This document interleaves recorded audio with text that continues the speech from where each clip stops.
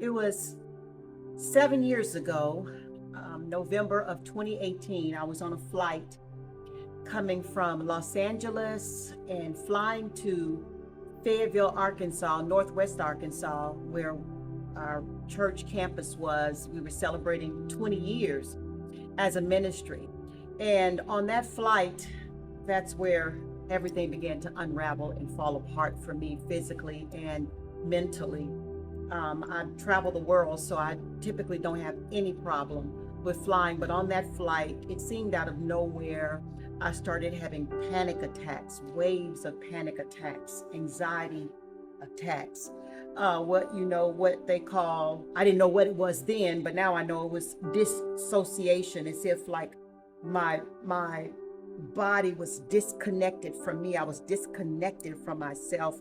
It was horrific. And of course, being on a 3.5 hour flight just compounded everything. By the time the flight landed, I was in the emergency room trying to get some help in Northwest Arkansas. Of course, traveling there, being in front of hundreds of people, feeling like I was having a total nervous breakdown made it all worse. I ended up in the hands of a physician who started trying to help me, but she prescribed a prescription medication. It's called a benzodiazepine to help me with the anxiety and the sleep. Little did I know, over a period of time, I became dependent upon that medication, and things got worse and worse and worse. And I went from a world traveling, high functioning wife, mother, preacher, pastor, to a vegetable. I was so stricken with anxiety. I couldn't leave my front porch.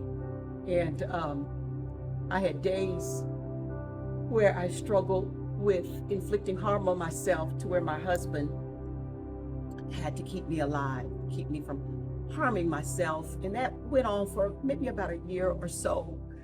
My worst day is when I just kind of collapsed in a bathroom. Was just in a horrible condition. I didn't want to live anymore. And my husband came in and he picked me up off the floor. And all I remember is he prayed. He said, "Father, in the name of Jesus," because we didn't know what else to do. No physicians were helping us. They were just compounding medication upon medication. And the next morning, or sometime thereafter, I woke up with an audible voice. It sounded like thunder, and the voice said, "Creation!" And somehow I knew that voice was telling me that my answer, the healing I was seeking God for, was in nature. It was in creation. I ended up in the hands of a naturopathic doctor who basically led me back to life, healed my body, which eventually healed a lot of the mental symptoms I was having. And I'm sitting here today, with, really resurrected. The scent of the smoke is not even on my clothes. And now I feel like the Apostle Paul, who said his greatest desire was to know Christ and to fellowship with his sufferings and to know the power of his resurrection. If you think about Christ and his sufferings, it was the crucifixion, which was horrible, but also for 3 days, if you think about it, for 3 days, he was not only crucified, but he was buried. He was in the belly of hell. And can you imagine what it must have felt like for those 3 dark days? What Christ endured, Jesus endured those 3 days, but also what the people who loved him endured those 3 days. Can you imagine how dark those 3 days were?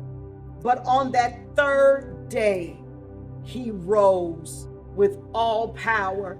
And so I just want to say to you, encourage you, that your third day is coming. No matter how dark the experience you might be having right now, it could be pitch black, and I don't know what you're going through, but I do know that a third day is coming. Resurrection power, it is ours because of Christ Jesus. I have experienced that resurrection power, and I'm just encouraging you to hold on. Your third day is coming because of what Christ has conquered, because what he has done.